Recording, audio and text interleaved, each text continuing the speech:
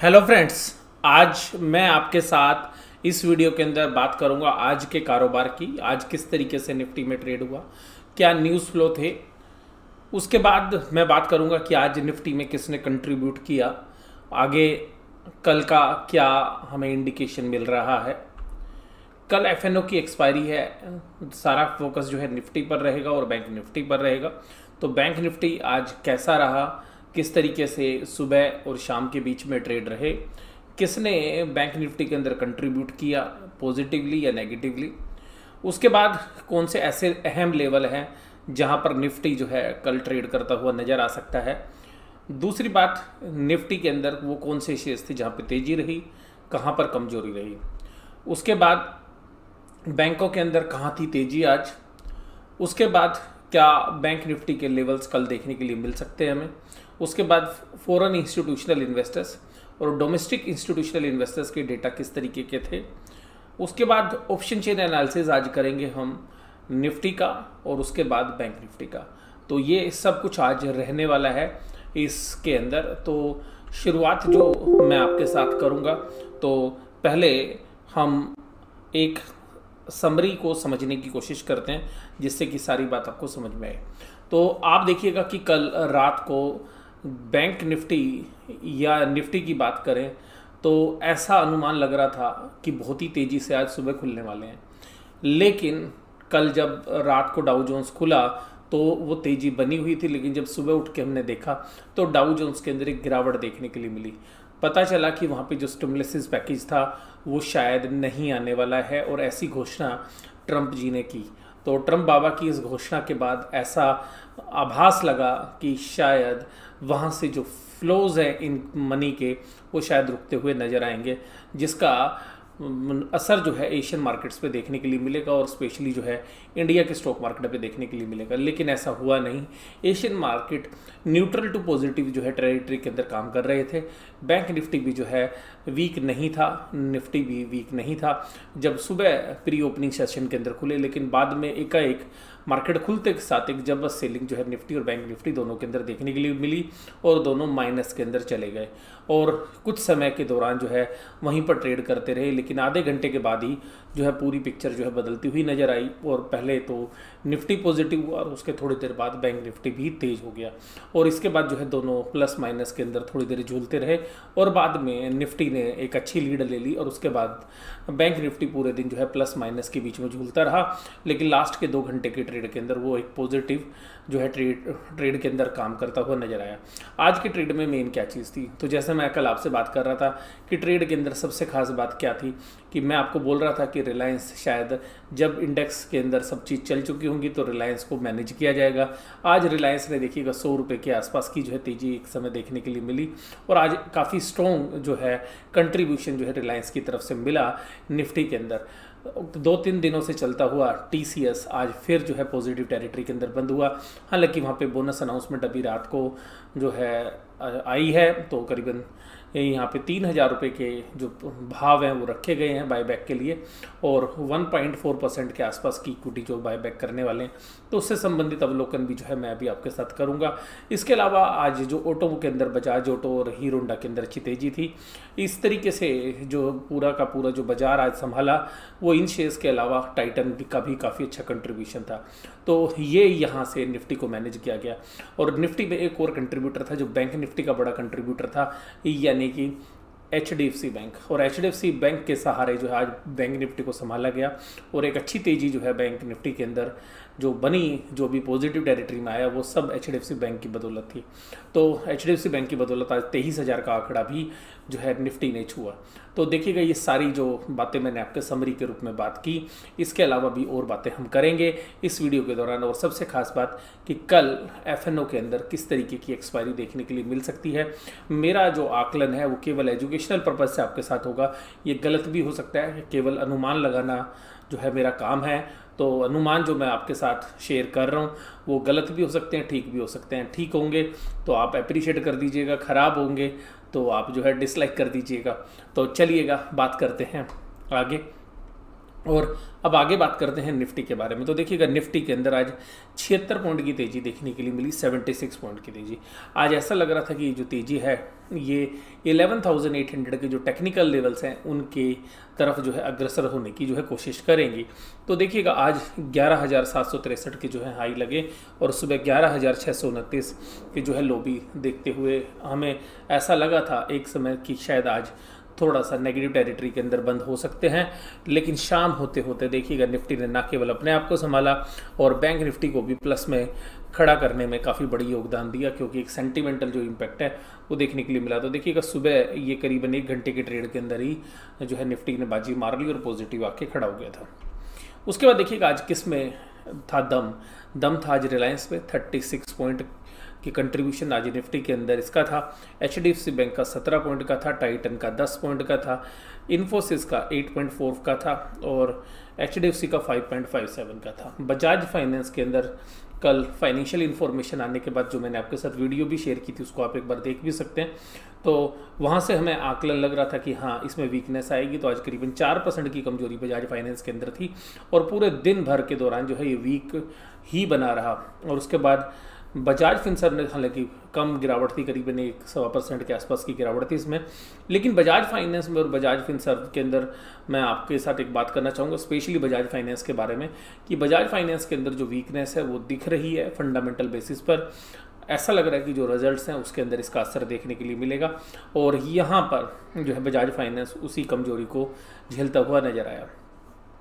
Bajaj finance की कमजोरी एक चीज़ का और अंदेशा जो है वो पैदा कर रही है कि जिस तरीके की रिटेल लोन बुक जो है बजाज फाइनेंस की प्रॉब्लम में है उसी तरीके से कुछ जो बैंक्स हैं उनकी भी रिटेल लोन बुक ख़राब हो सकती है। लेकिन यहाँ पर मुझे आज जो पर्सनली लगा, मैं आपको ये भी बोलूँगा, देखिएगा वैसे तो आकलन जो है हम डेटा के हिसाब से करेंगे, लेकिन मुझे ऐसा लगा पर्सनली कि जिस तरीके से आज HDFC बैंक को ऊपर किया गया, रिलायंस को ऊपर किया गया, HDFC को किया और कल भी ऐसे किया, तो मुझे ऐसा लगता है कि इस वीकली एक्सपायरी के लिए बड़े प्लेयर्स जो हैं, जनरली मैं FIs की बात करूंगा, फॉरेन इंस्टीट्यूशनल इन्वेस्टर्स की, उन्होंने मार्केट को ऊपर लाके खड़ा कर दिया और शायद उन्होंने कुछ जो है कॉल जो है वो यहाँ पे राइट की होंगी इस महीने की। और कल मुझे नीचे की तरफ जो है क्लोजिंग लग रही। हालांकि आज डाउ जोन्स काफ़ी मजबूत है, अभी मैं आपको बता दूं 300 पॉइंट से ज़्यादा की तेज़ी थी, लेकिन फिर भी मुझे लग रहा है कि कल एक ओपनिंग जो है ऊपर की तरफ करें और हो सकता है कि 11,800 के लेवल भी जो है सुबह मॉर्निंग के अंदर टच कर दे मार्केट। लेकिन फिर भी मुझे ऐसा लग रहा है कि जो वीकनेस है कल नेगेटिव टेरिटरी के अंदर जो है बैंक निफ्टी की एक्सपायरी होनी चाहिए। तो ये सारा का सारा गेम हो सकता है कि सुबह निफ्टी तेज मिले आपको और शाम को जो है वीकनेस जो है बरकरार रहे, क्योंकि जो भी शेयर्स जहाँ पे चलने थे वहाँ पर वीकनेस आने की तैयारी कुछ रीजन से है। जैसे मैं आपको बात बोलूँ कि रिलायंस का जो प्राइस है आज 2300 रुपये के आसपास सस्टेन नहीं कर पा रहा था, वहाँ पर जो है कुछ जो प्लेयर्स हैं वो काफ़ी अच्छे से उन्होंने माल ऑफलोड किया है।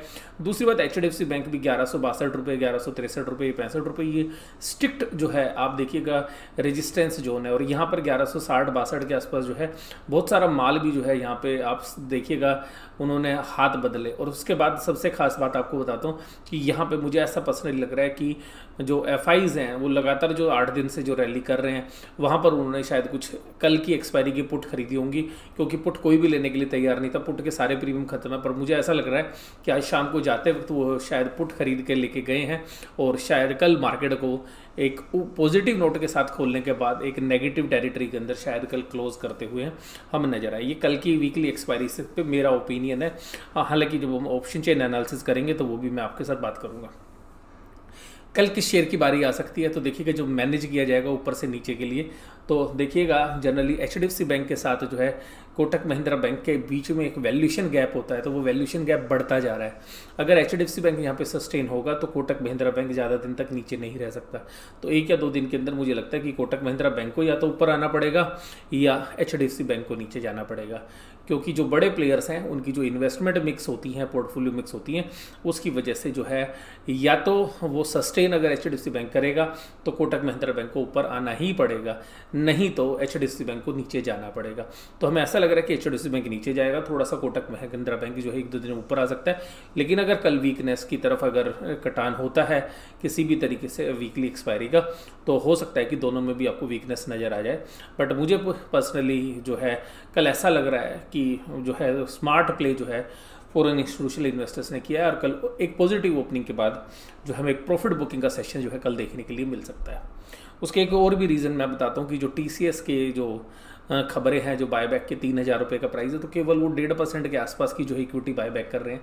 तो जिससे आप देखिएगा वो टेंडर के थ्रू कर रहे हैं, तो उसकी वजह से जो आपकी रेशियो निकल कर आ रही है, जो रेशियो निकल कर आ रही है वो करीबन ऐसी निकल कर आ रही है कि 65 और 70 के बीच में एक शेयर्स के बदले में ही आपको बायबैक मिलेगा। तो जो 300 रुपये का बायबैक है उसकी जो रेशियोज़ है वो अब फेवरेबल नहीं रहेगी जैसा कि पिछली बार था। तो मुझे ऐसा लगता है कि हालांकि TCS के रिज़ल्ट काफ़ी अच्छे हैं, लेकिन फिर भी मुझे ऐसा लगता है कि जो TCS के प्राइजेज़ हैं उसमें एक करेक्शन जो है कल के दिनों में, क्योंकि एक अच्छी रैली उसने की है 2-3 दिन में, तो 40 से 50 रुपये, इवन 100 रुपये तक की भी एक प्रॉफिट बुकिंग का सेशन आपको TCS के अंदर भी देखने के लिए मिल सकता है। क्योंकि जिन्होंने बायबैक के चक्कर में शेयर्स को खरीदा होगा, तो ऑपरेटर क्या करते हैं कि ऐसे केसेस में माल धीरे धीरे ऑफलोड कर देते हैं और खुद वो पुट खरीद लेते हैं या फ्यूचर्स में पोजीशन बना लेते हैं। तो जिसकी वजह से जो रिटेल इन्वेस्टर्स ने जो माल खरीदा है या जिन्होंने बोनस की चाहत में जो शेयर्स खरीदे, तो वहाँ पर एक प्रॉफिट बुकिंग का सेशन मुझे लगता है कि TCS में भी आ सकता है। और क्योंकि एक अच्छा माहौल होगा सुबह की, TCS बायबैक करेगा 3,000 के, क्वार्टरली रिजल्ट्स बहुत अच्छे हैं, दमदार है, तो उन सब के बीच में इस तरीके से जो है हमें लगता है कि एक प्रॉफिट बुकिंग का सेशन जो है देखने के लिए मिल सकता है। उसका निफ्टी बैंक की जो बात मैं आपके साथ करूंगा, तो निफ्टी बैंक आज उतना मजबूत नहीं था जितना निफ्टी था, लेकिन HDFC बैंक की वजह से जो है इसमें काफ़ी सहारा मिल रहा था। और 23,050 के आसपास जो है एक रेजिस्टेंस जोन भी है वहाँ पे, तो उस रेजिस्टेंस के आसपास भी जो है आज इसने टच करने की कोशिश की, तो 23,036 के जो है हाई भी जो है लगाए, लेकिन वहाँ पे सस्टेन नहीं कर पाया। और हालांकि इवनिंग सेशन में था, आज शॉर्ट पोजीशंस नहीं थी। मैं आपको सीधी सी बात बोलूँ कि इंट्राडे जो भी शॉर्ट्स वाले बेचारे लोग थे, उनको इंट्राडे ट्रेडर्स को इन्होंने ख़त्म कर दिया पिछले 5-6 दिनों में। तो कभी कोई शॉर्ट मारने की हिम्मत ही नहीं कर रहा है, क्योंकि जो भी शॉर्ट बैंक निफ्टी के स्टॉक्स में करे होंगे जिसने 2-3 दिन के अंदर, उन सब के जो है लॉसेस के ही शाम को सौदे कटे होंगे। और इसीलिए देखिएगा कल भी 3 बजे के बाद जो है एकदम जो है स्पाइक आ गया था बैंक निफ्टी के अंदर भी। तो वो आज जो है वो स्मार्ट प्ले जो है नहीं कर पाए। तो हाँ, क्योंकि ऐसा लगा था कि सुबह नीचे जाएगी, तो सुबह ही जो शॉर्ट्स थे वो शायद स्टॉप लॉस में सुबह ही कट गए, जिसकी वजह से ज़्यादा शॉर्ट्स आज बैंक निफ्टी के अंदर देखने के लिए नहीं मिले, जिसकी वजह से जो है एक शॉर्ट कवरिंग वाली जो रैली जो शाम को 3 बजे के बाद आती है वो नहीं आ पाई। और वहाँ पे हमें ऐसा लगा कि कुछ ऑफलोड करते हुए जो है बड़े प्लेयर्स दिखे, और वहाँ पे मुझे ऐसा लग रहा कि कुछ फ्यूचर्स एंड ऑप्शंस में कुछ पोजीशंस इस तरीके की चल रही थी। आज कंट्रीब्यूट किसने किया, तो मैंने आपको जैसा बोला कि आज 119 पॉइंट का बैंक निफ्टी में कंट्रीब्यूशन केवल और केवल HDFC बैंक का था। बाकी के इतने बड़े कंट्रीब्यूशन नहीं थे। 17 पॉइंट का ICICI बैंक का था, बंधन बैंक का 17 पॉइंट का था, एक्सिस बैंक का 12 पॉइंट का था, IDFC का 3 का था, और कोटक का जो है 32 का था। तो आप ये ध्यान रखिएगा, SBI का भी जो है 9 पॉइंट का था, PNB का 6.78 था, इंडसइंड बैंक का 3.36 था, और बैंक ऑफ बड़ौदा 3.05 था। तो देखिएगा मेन जो तेजी थी वो खाली HDFC बैंक की ही वजह से थी बैंक निफ्टी में। तो हमें लगता है कि बैंक निफ्टी में भी एक प्रॉफिट बुकिंग का सेशन जो है कल देखने के लिए मिलना चाहिए। अब निफ्टी में देखिएगा, अगर हम क्लासिकल लेवल को अगर हम कंसिडर करें तो 11,744 पे पीवीट पॉइंट बनता है। तो जो रेजिस्टेंस है वो 11,800 पे आके मिलेगा कल, अगर ऊपर की तरफ मार्केट जाएगी। ये जो बीच के लेवल है, क्योंकि मार्केट अभी बहुत ज़बरदस्त जो है डेली चार्ट के ऊपर बहुत बुल ट्रेंड के अंदर आपको नजर आएगी, तो ये मैं इन दोनों लेवल्स की बात नहीं कर रहा। तो 11,800 के जो लेवल हैं वो कल शायद आपको सुबह छूते हुए मिले, अगर डाउ जोन्स से जिस तरीके की तेज़ी बनी हुई है अगर वो बनी रही तो शाम को। उसके बाद नीचे के लेवल्स में जो है अगर हम यहाँ देखेंगे तो नीचे की रेंज जो है 11,884 पर आती है। तो यहाँ पर भी एक अच्छी सपोर्ट जो है हमें देखने के लिए मिलेगी। तो मुझे ऐसा लगता है कि जो एक्सपायरी है वो करीबन 11,700 के आसपास होनी चाहिए। तो 11,700 के आसपास के लेवल के आसपास होनी चाहिए। लेकिन अगर 11,684 मेंटेन नहीं हो पाया किसी भी कारण से, तो आपको एक्सपायरी 11,600 पर भी नज़र आ सकती है। मेरा ये जो व्यू है वो नीचे की तरफ का है कि इधर एक्सपायरी होनी चाहिए। 11,800 के ऊपर जो है मुझे एक्सपायरी के चांसेस नहीं लग रहे हैं, क्योंकि बहुत सारी जो तेज़ी ऑलरेडी हो चुकी है। तो एक जो प्रॉफिट बुकिंग का सेशन है वो भी बनता है। अगर टेक्निकली भी देखोगे तो एक प्रॉफिट बुकिंग का सेशन ड्यू है, तो वो भी सेशन कल देखने के लिए मुझे लगता है मिलेगा। और मुझे लगता है कि FIs ने स्मार्टली जो है ऊपर ले जाकर आज पुट की पोजीशंस खरीदी हैं उन्होंने, और वो कल शायद पुट को जो है एनकैश करते हुए नजर आएंगे। आज जो तेजी थी कहाँ से थी, तो टाइटन से 4.5%, बजाज ऑटो से 3.5%, हीरो मोटोकॉर्प से 3.25%, मारुति से 2.5%, रिलायंस से 2.5-2.25% और ONGC से 2%। तो ये तेज़ी वाले जो है शेयर्स थे जहाँ से तेज़ी जो है बनती हुई नज़र आ रही थी। HDFC बैंक 1.43, लेकिन देखिएगा आज इसने 1164 रुपये 85 पैसे के हाई मारे। लेकिन वहाँ पर मैं जो आपको बात बोल रहा हूँ कि लास्ट में जो है यहाँ पर काफ़ी जो है हैंड्स जो है चेंज होते हुए नजर आए, वॉल्यूम बढ़े हुए थे और ऊपर पे कोई शॉर्ट कवरिंग नहीं आ रही थी। तो ये इंडिकेट कर रहा था कि यहाँ पर जो है कुछ बड़ी पोजीशंस जो है नीचे की तरफ की जो है बनी है। उसी तरीके से अब देखिएगा जहाँ गिरावट थी, बजाज फाइनेंस 4.7, 2.78 की गिरावट भारत पेट्रोलियम में थी, हिंडाल्को जो है 2.66, टाटा मोटर्स 2.49 और पावर ग्रिड 2.27, कोल इंडिया 2%, टाटा स्टील 1.84, NTPC 1.78, सन फार्मा 1.74। तो कल जो मेरे को लग रहा है कि कल ये लग रहा है कि अगर बैंक निफ्टी अगर किसी भी तरीके से सस्टेन होगा तो कल कोटक महिंद्रा जो है वहाँ पे संभालता हुआ नजर आएगा। इसी तरीके से निफ्टी के अंदर HDFC लाइफ के अंदर भी मुझे लग रहा है कि जब नीचे गिरेंगे तो इसके अंदर भी एक तेज़ी हो सकती है। डॉक्टर रेड्डीज 2-3 दिन से जो है अभी नीचे की तरफ वीकनेस है, तो 5000 के आसपास इसमें सपोर्ट है, तो इसमें भी हो सकता है क्योंकि फार्मा को थोड़ा तेज़ किया जाए। और LNT भी काफ़ी दिनों से जो है नहीं चला है, तो हो सकता है कि यहाँ से ये बेशक से चले नहीं, लेकिन ये गिरने में जो है निफ्टी को रोकते हुए शायद आपको नजर आए और हो सकता है इनमें से किसी में तेज़ी भी आपको नजर आए। लेकिन बजाज फाइनेंस पर मेरी अभी वीक एनालिसिस है। मुझे लग रहा है कि आज की वीकनेस के बाद भी अभी कल जो है तुरंत पुल बैक करता हुआ शायद नज़र ना आए। इसी तरीके से बैंक के अंदर दिखेगा तो बैंक निफ्टी जो है आज 307 रुपये के जो है हाई आपको दिख रहे हैं, और इंडसइंड बैंक और RBL बैंक HDFC, सॉरी ये कल का चार्ट आ गया आपका। तो यहाँ पर देखिएगा ये फिबोनाची चार्ट है, तो यहाँ पर आप देखिएगा इसके हिसाब से मैं आपके साथ बात करूँ तो बैंक निफ्टी में जो 23,130 के आसपास के लेवल, और निफ्टी में अगर बैंक निफ्टी में देखो तो 20,700 के आसपास तक के जो है लेवल आपको देखने के लिए मिल सकते हैं। तो मुझे ऐसा लग रहा है कि कल की जो एक्सपायरी है 20,500 और 20,700 के बीच में होनी चाहिए, और कल एक वोलेटाइल सेशन जो है होने की जो है संभावना है, वो सुबह तेजी और नीचे गिरावट वाली। और देखिएगा ये जो FIs के जो डेटा हैं वहाँ से क्या इंडिकेशंस मिल रहे हैं। FIs ने आज 1093 की करोड़ की बाइंग करी और FIs ने जो है DIs ने जो है उतने से ज़्यादा की जो है सेलिंग करी, लेकिन फिर भी जो है मार्केट आज ज़्यादा वोलेटाइल नहीं थी। ऐसा लग रहा था कि जो दोनों पार्टीज मिलजुल कर जो है अपने हैंड्स को जो है चेंज कर रही। तो वोलेटिलिटी सुबह तो थी थोड़ी देर के लिए, लेकिन बाद में शाम को अगर आप देखें तो 1 बजे के बाद जो है मार्केट सेटल होती हुई नजर आई। अब देखिएगा यहाँ पे FNO के अंदर, अगर FNO की एक्सपायरी में अगर हम देखें तो ये जो 11,800 का जो लेवल है, यहाँ पर जो सौदे बने हुए हैं वो हैं 36,65,100 निफ्टी के अंदर। यहाँ पर हाईएस्ट ओपन इंटरेस्ट है 12,000 से के अलावा, इसके अलावा जो हाईएस्ट ओपन इंटरेस्ट है वो 12,000 पर 31,380, तो वो मुझे नहीं लग रहे चांस। तो ये जो 11,800 है ये कल स्ट्रॉन्ग रेजिस्टेंस जो है मिलेगी। अगर 11,800 किसी भी कारण से सस्टेन हो जाता है, वो जिसके चांसेस बहुत ही कम है, तो हो सकता है कि फिर आपको 11,850 या 11,900 तक भी जाता हुआ लगे, क्योंकि हर जगह पे जो है कॉल बहुत ज़बरदस्त तरीके से राइट हो रखी है।